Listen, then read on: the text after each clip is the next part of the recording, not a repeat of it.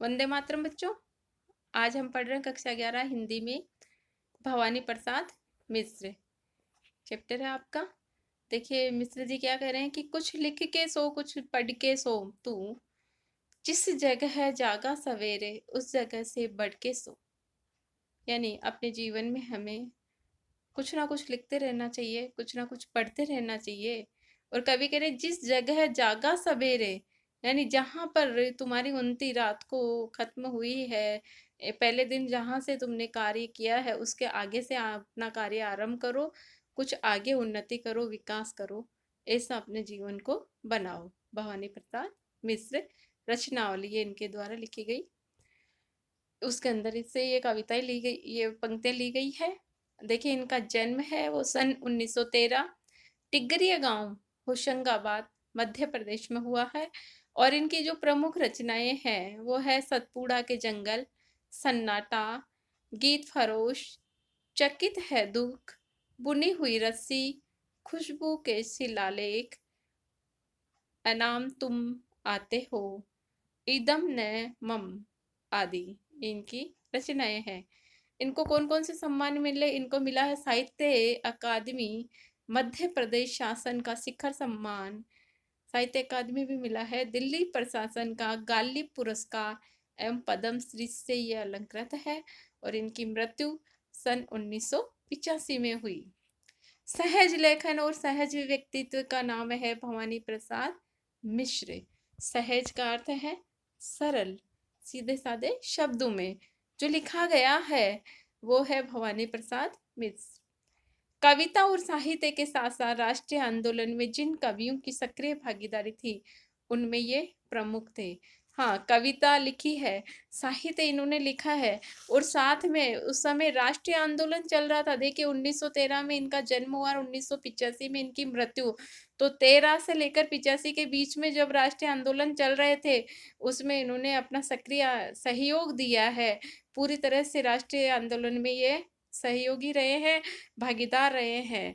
गांधी बात पर आस्था रखने वाले मिश्र जी ने गांधी वाङ्मय के हिंदी खंडों का संपादन कर कविता और गांधी जी के बीच सेतु सेतु का काम किया।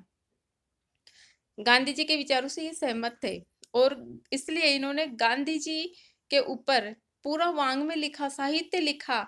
और इस तरह ऐसा साहित्य लिखा इन्होंने कि गांधी जी और कविता के बीच में जैसे कि कोई सेतु बंद हो, कोई जैसे पुल बांध दिया हो, इन्होंने दोनों मिलते हुए दिखाई देते हैं। भवानी प्रसाद मिश्र की कविता हिंदी की सहज लय की कविता है। इस सहजता का संबंध गांधी के चरखे के लय से भी जुड़ता है, इसलिए उन्हें कविता का गांधी भी कहा गया है। देखिए इनकी जो कविता है वो सहज लय की कविता है, यानी आसानी से साधारण राग में उनकी कविताओं को गाया जा सकता है। और इस सहजता से गांधी जी के चरखे की लय से भी जुड़ता है। अब गांधी जी के चरखे की जो आवाज है वो भी एकदम सहज आवाज है, एकदम सहजता से सुनी जा सकती है, उसको बोलकर सुनाया जा सकता है। इसलिए उन्होंने कहा है कि कविता का गांधी किसको कहा गया है? भवानी प्रसाद मिश्र को। मिश्र जी की कविताओं में यानी जिस तरह गांधी जी ने वो अपने चरखे का मतलब उनका बोलबाला था पूरे देश में, उसी तरह से इनकी कविताओं का बोलबाला था, इसलिए इनको कविता का गांधी कहा गया। मिश्र जी की कविताओं में बोलचाल के गद्यात्मक से लगते वाक्य विन्यास को ही कविता में बदल देने की अद्भुत क्षमता है। यानी जो जो हम बोलचाल की भाषा में प्रयोग में लाते थे उसी को हम आगे गाते रहते थे, बोलते रहते थे। इसी कारण उनकी कविता सहज और लोक के अधिक करीब है। भवानी प्रसाद मिश्र जिस किसी विषय को उठाते हैं उसे घरेलू बना लेते हैं। आंगन का पौधा, शाम और दूर दिखती पहाड़ की नीली चोटी भी जैसे परिवार का एक अंग हो जाती है। वृद्धावस्था और मृत्यु के प्रति भी एक आत्मीय स्वर मिलता है। उन्होंने प्रौढ़ प्रेम की कविताएं भी लिखी है जिनमें उद्दाम श्रृंगारिकता की बजाय सहज जीवन के सुख दुख और प्रेम की व्यंजना है। नई कविता के दौर के कवियों में मिश्र जी की यहाँ व्यंग्य और शोभ भरपूर है। हाँ, नए कवियों के साथ भी इनका तालमेल है।